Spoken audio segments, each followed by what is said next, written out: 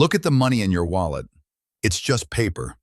Cotton and linen fibers, infused with specialized ink. By itself, it has no value. You can't eat it. You can't build a house with it.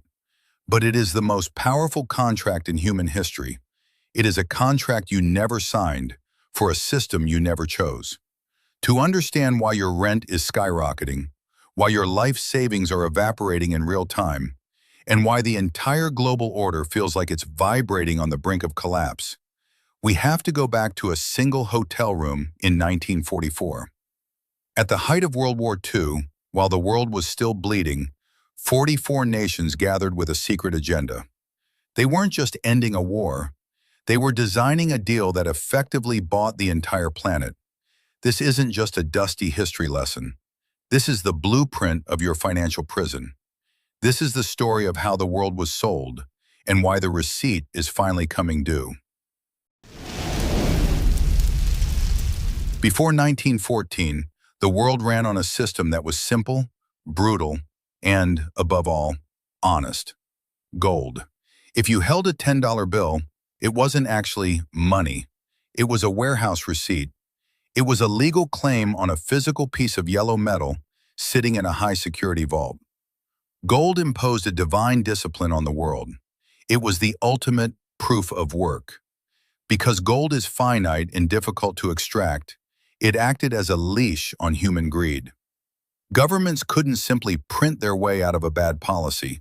They couldn't fund endless, multi-decade wars or inflate away their debts to rob the middle class. The system was constrained. And because it was limited, it was trusted. But war, total war, hates discipline. In 1914, the Golden Age died. The warring nations realized they couldn't fight a world war with limited gold. You can't buy millions of shells and tanks if you have to wait for miners to dig more metal out of the ground. So, they broke the seal.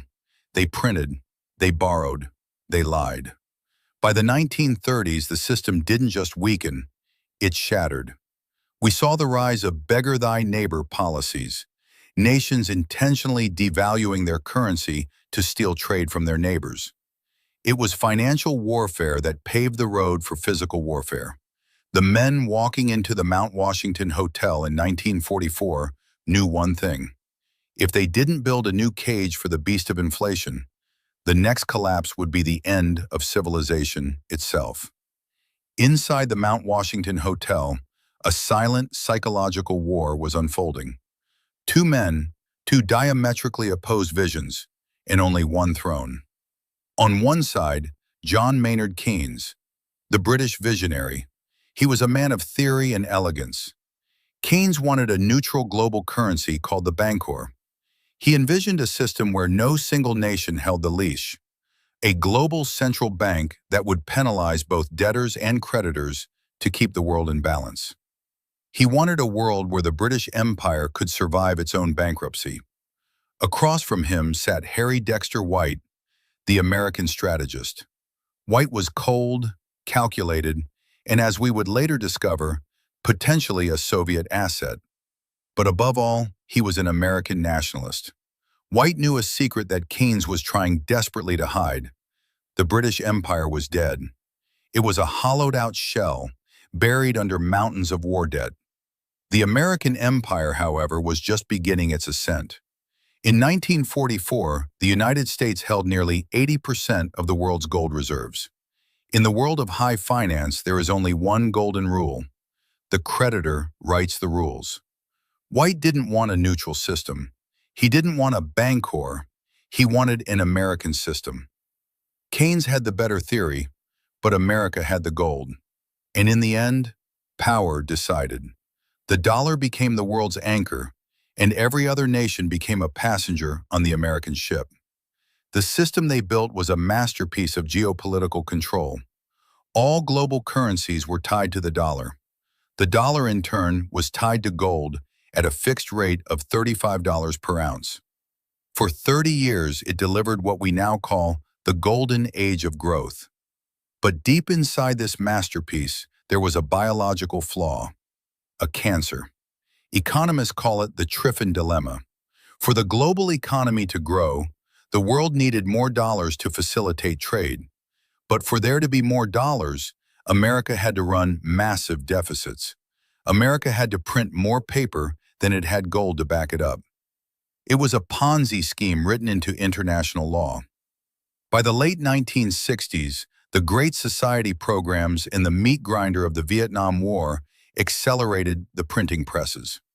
The world started looking at the piles of green paper in their vaults, and then looking at the gates of Fort Knox. They started to ask the forbidden question: if we all turned in our paper today, is there actually enough gold left to pay us back? The answer was a resounding no.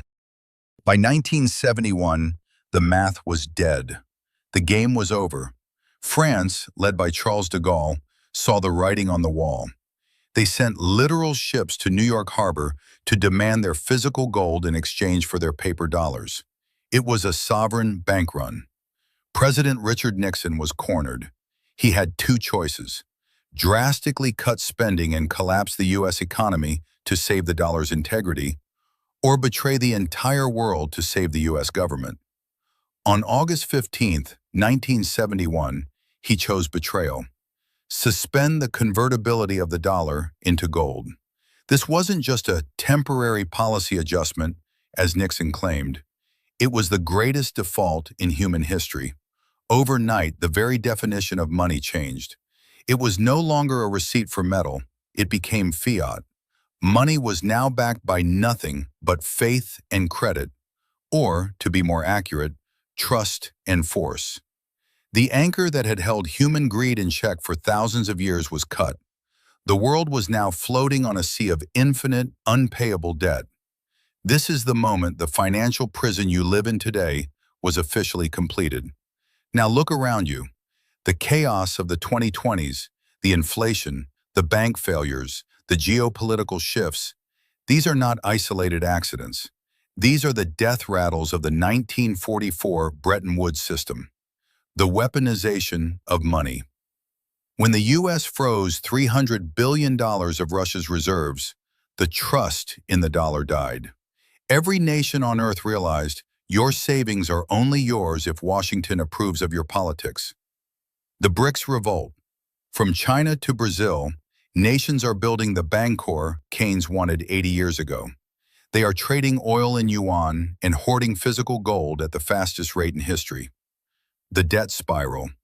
$34 trillion. A number so large it has lost all meaning. History shows us that you cannot print your way out of a debt trap forever. You can only reset the system. The next phase is already here. Programmable money.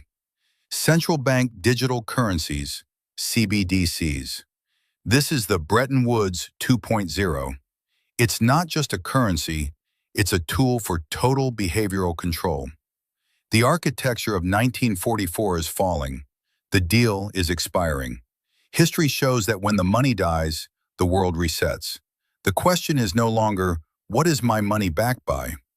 The real question is, who is designing the next system? And what are you willing to pay to be part of it? Prepare accordingly.